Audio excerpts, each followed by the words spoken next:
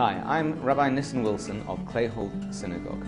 The question I have been asked today is, I went to a friend's house for Shabbat lunch recently, and they served fish and meat as two separate courses rather than together on the same plate. Why is this? To understand this question, it's necessary to recognize that the law of fish and meat is actually different from the other laws of kashrut.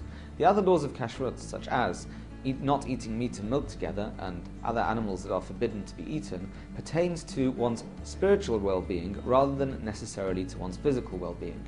Whereas the issue of eating fish and meat together, the Talmud describes as something that is dangerous for one's health and therefore should be avoided. And it's interesting that the Talmud and Jewish law makes it quite clear and gives us guidelines as how to look after our bodies as well as how to look after our souls.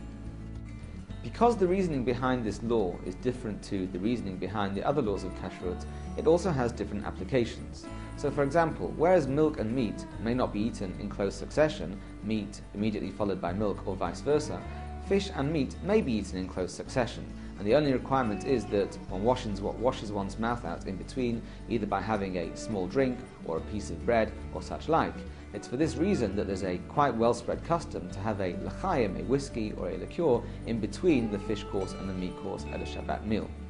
Also, whereas one must have separate dishes for milk and meat, one can have the same dishes for fish and meat. The only requirement is that they are not eaten together at the same time or on the same plate.